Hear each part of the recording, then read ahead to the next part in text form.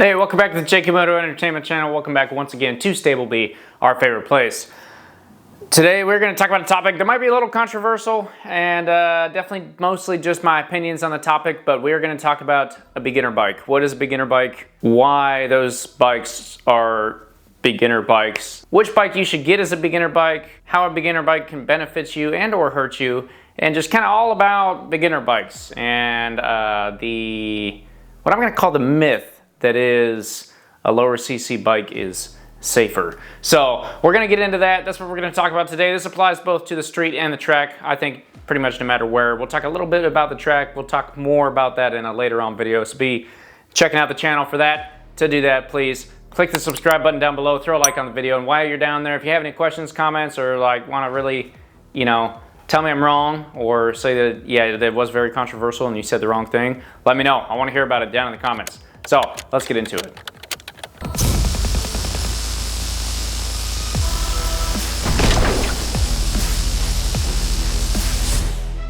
Okay, behind me, I have my very trusty, oh so trusty 2008 Suzuki Gixxer 750. We talk about that a lot on the channel, so if you're not familiar with the channel, man, I love this bike. It's so much fun. My little bit of backstory on me. That engine right behind me right there is the engine out of a 1986 Honda XL 600R. That is a bike that's worth looking up on Google. I'll post an image of it up on the screen real quick. Big old single piston, beautiful, street legal dirt bike.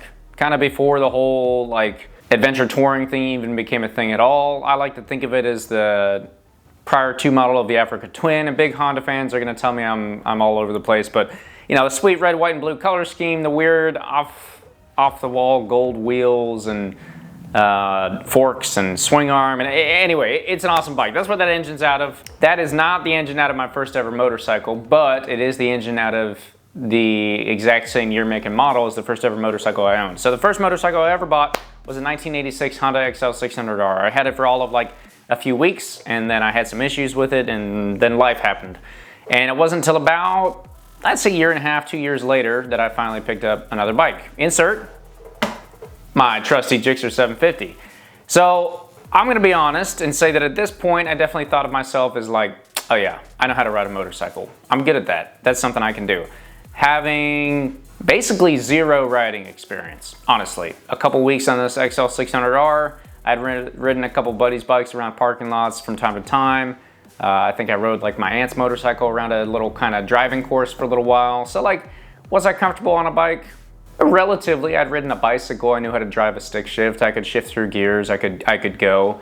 But was I a good motorcycle rider? Absolutely not. No, 100% not. Did not meet that wicket.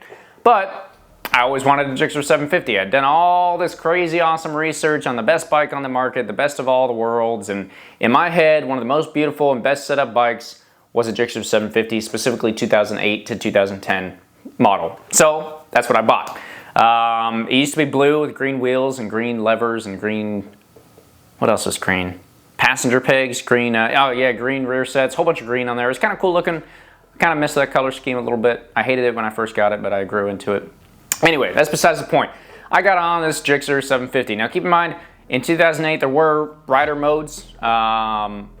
And we're going to talk a little bit about rider modes in a bit, but Super Sport, 600 cc's or higher, generally, especially in today's terms, is not considered a beginner bike. And I was 100% a beginner rider. Did I talk to anyone and say, hey, what kind of bike should I get? Should I get a beginner bike? No. I did all my own research and I said, this is the bike I want. I'm good for it. I can ride. I know what I'm doing. That's what I'm going to get. And that's what I did. Did that turn out bad for me? Honestly, no. I had a ton of fun with it. Knock on wood here, I never wrecked it on the road. I never popped any accidental wheelies. I never did anything crazy. And when I got this thing, it was geared down one in the front, up two in the rear with 520 chain conversion. I already had the exhaust on it, full exhaust. Found out later it actually had these velocity stacks on it. Like, it was a pretty well upgraded bike. Had quite a bit of power modifications on it. In fact, it puts at a pretty whopping 143 horsepower, which is not bad. And that's on the dyno, actual dyno tested after I got the rebuild and the engine done. So like this bike's got some effort, and I was perfectly fine. Now we're gonna talk about a beginner bike. That's what we're talking about today. And I bring up that story, keep that story in the back of your head. Let's switch over and talk about what the world thinks a beginner bike is in today's standards. All right, beginner bikes. It's kind of funny because I now in the background have a 2019 Aprilia RSV4 1100 factory, which makes I think 217 horsepower. I haven't had this one dynoed, so I don't know for sure, but that's what Aprilia says it makes. And it's got some mods on it and some tuning. Oh, yeah, there used to be a sticker on it that said openflash.com. Anyway, also not a beginner bike, but what is a beginner bike? I think a lot of people, there's one caveat I have to get out of here. If you're not a sport bike rider, you're not looking into sport bikes, that's where we're gonna focus today. This channel is focused around track riding and club racing and motorcycle racing in general, and generally sport bike stuff. That's what I like, and so that's what I'm gonna talk about. There is a Harley Davidson back behind this Aprilia. I don't know if you can see it. I like those too, but that's not what we're gonna talk about today. We're gonna talk about the sport bike family of motorcycles. So when I'm talking about beginner bike and I bring up some models, there might be some stuff that's in your head in a different category that I'm not gonna cover because it's a different category, and that's not where we're going. We are focusing on sport bikes today. So we got that out of the way. A beginner bike. Most people, when you say beginner bike, they're thinking R3. They're thinking Ninja 400. Maybe a Ninja 650, but some people get real confused about this whole like, well, it's actually 650 cc's, which is more than the 636 cc's of the ZX6R. That's a different story. We're not going to cover that either. But you know, maybe Ninja 650, R7. That's a great beginner bike these days. I'm trying to think of Aprilia. They've got their brand new RS 457. That would be a great beginner bike per people's standards. Trying to think who else has anything. Gixxer technically sells a Gixxer 250 if you want to go that route. If you're in Europe, they've got the Gixxer 125, I think, from Suzuki. Ducati's kind of just like, yeah, no, we don't do that. At least here in America, I think the smallest they have is the V2, which is in no means a beginner bike at all. It's like 800 and some odd cc's. Anyway, but a beginner bike, it's lower power, it's lighter weight, it's less cc's, it's easier to handle, and most people associate this beginner bike phrase with the engine size of the motorcycle, which is also generally the power of the motorcycle. So you know, your Ninja 400, little tiny baby engine, your R3 little baby engine, your Gixxer 250, the RS 457. These are all really small engines that are putting out like tiny amounts of horsepower, nowhere near 100. Honestly, I don't even think they're anywhere near 60. I don't have the numbers off the top of my head, sorry. But just tiny amounts of horsepower. And the reason that these are often claimed to beginner bikes is that you, or at least the phrase that I get out. And I would love some comments and some backup in this area for those of you that are preaching beginner bikes to people and you give them models. I want to know why you're preaching them. I want to know what your reasons are to see if what I'm hearing is actually accurate for what we're telling people. But in my experience, what I hear for the reason is that it's harder to get in trouble. You're less likely to die. It's more forgiving. It's a lot easier if you make a mistake. All these terms that are mostly based around this right here. The ever so loving right hand twist that a motorcycle rider knows so well of the twist of the throttle. I.e., if I'm on a Ninja 300 and I crack that throttle and drop that clutch, it's a lot less likely to wheelie over and kill me than this RSV4 1100 factory or my Gixxer 750. This one, it's got wheelie control and those awesome electronics. We're not going to talk about electronics either today, not a whole lot, because what I'm not going to do is tell you that, well, with the new electronics on the new bikes, there's no need to get a beginner bike. You just turn up all your electronics and you're good to go. We're not going to cover that. We're going to get into what actually makes a beginner bike, and it's the recognition of a beginner rider. A beginner rider. What is a beginner rider? That would be a brand new rider with little to no motorcycle experience outside of a couple weeks on a Honda XL600R and a few rides through a parking lot, like I was. Someone that has literally never been on a motorcycle before. Someone that has never ridden a bicycle and never driven a stick shift. That's a little bit of a different category, and I'm not going to talk about that today. What we're going to talk about is a beginner rider, the way I'm going to define it today, and the way that the type of people that I'm talking to. And understand, like, I get asked all the time, hey, what should be my first bike? Or I want to get a bike, what should I get? What's a great beginner bike, whatever. And I start the question with, what is your experience? Have you ever ridden a motorcycle? Have you ridden a bicycle? Can you drive stick shift? What are you comfortable with? I also generally ask, what category of riding do you see yourself getting into? Where do you want to go? Do you want to go adventure touring, kind of dirt bike off-road style? Do you want to go just cruise around on a big old cruiser, nice and relaxed? Do you want to get into the sport bike thing and go crazy? Where's your head at? And that's where that conversation is based off of. But we're going to take this beginner rider, has driven stick shift, or at least understands the concepts, maybe grew up on a four-wheeler, something like that, can shift through gears on a motorcycle, has a good idea of that, and can ride a bicycle and balance, and may or may not have spent a day or two on a motorcycle before, like, yeah, I rode my buddy's dirt bike or I rode blah. That's what we're gonna say a beginner rider is. And the recognition of that, or even a lower phase, is much more important than, hey, yeah, you're good for it. As long as you get something small, it can't hurt you.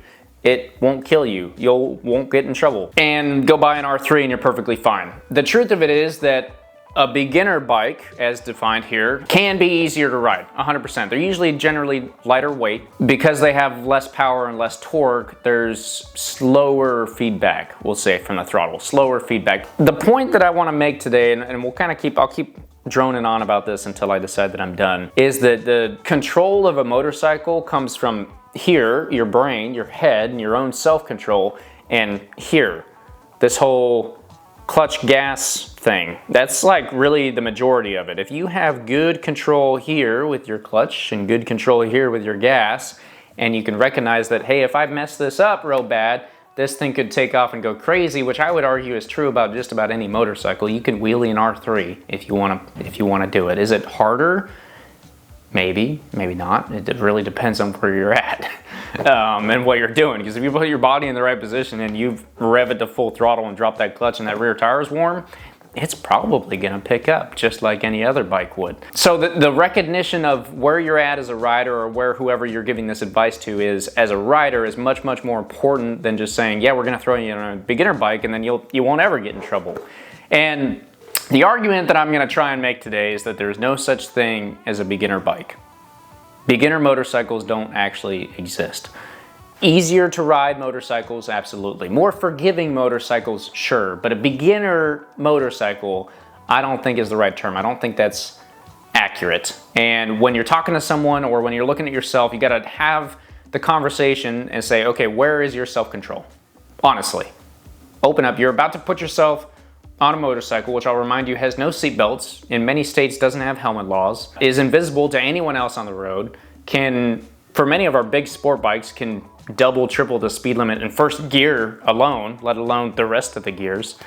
Doesn't cost really any money compared to what you can do with it. You're talking, a lot of these super bikes will do 150, 160 mile an hour plus, and you can go get one on Facebook Marketplace for $5,000.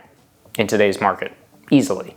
I think there's a Gixxer in my garage that we paid like $3,500 for. The realization that all of that is out there, and the conversation with yourself or with your friend or whoever, the self-reflection and understanding that it is up to you to make it a beginner bike or not, is really where the importance lies. Don't go buy an R3 because you think that you can just do whatever and it'll be more forgiving. Go buy an R3 because you realize you don't have the self-control for a bigger bike yet and you want to give yourself a little bit more leeway. Or go buy an R3 because you really want to learn good body position and good riding technique on a lightweight bike that is easy to move under you because you don't have good skills. Or go buy an R3 because you're a smaller person and you're worried about slow speeds and stopping and starting, and it's hard for you to touch the ground, and that has a lower seat height. All of those are good reasons to go buy an R3. Buying an R3 because it's not gonna kill you or it's harder to wheelie over or harder to get in trouble with, I don't think is the right reason. So this brings up the whole question, like, Easton, why are we even talking about this? And it's been on my brain for a long time. I've wanted to put it on the channel. It took me a while to kind of collect all my thoughts, but I don't think a beginner bike actually exists. I think that any bike can be a beginner bike, and it's more important that we send our riding friends, or we send ourselves out set up for success, and we have the respect for motorcycle that it deserves. Because the other truth of it is that even an R3, we mentioned, is lower power. It's also a lot less weight, which means that that power to weight ratio is still honestly pretty scary. And once again, we're talking about the sport bike realm, but you can still do some pretty crazy stuff on there. You can still absolutely get yourself in trouble. And what gets a lot of motorcycle riders in trouble is riding above their limit, and it has nothing to do with the size of motorcycle they had. An R3 will still do over 100 miles an hour. You can still be on a back road with a 45 mile an hour speed limit, doubling it because you think you're Rossi, head into a corner and realize you weren't good for it and head off the edge. You can do that on any motorcycle. Being on a big old sport bike ain't gonna change it. If that's something you wanna go do, you're gonna do it regardless of what two-wheeled machine is underneath you. So telling someone to buy a beginner bike because they can't handle the big bike yet, I think is the wrong answer. And the other truth of it too is that in the long run, you want a beginner bike, you're new to motorcycles, you decide, well, I keep using R3. we're just gonna stick with it. We're gonna stick in the Yamaha family today because it's easy to understand. Even though some of the models I mentioned aren't actually available anymore. We'll get there. If you decide R3 is the route to go, Yamaha is the family you want to be in, you go buy this R3. 6 months later, you're like, this thing is boring. I can't have any fun with this. It doesn't accelerate as fast as I want it to.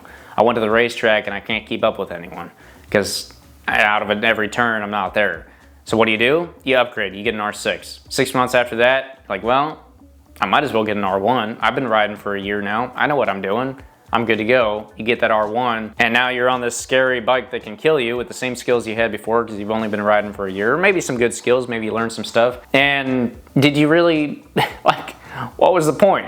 Honestly, you wasted a bunch of money on multiple motorcycle models that you didn't even need. Your end goal was to get there anyway, and all you lacked was a little bit of self-control in the beginning. So go buy yourself the leader bike, use some self-control, have some respect for the beast that's underneath you, and take it easy for the first little bit.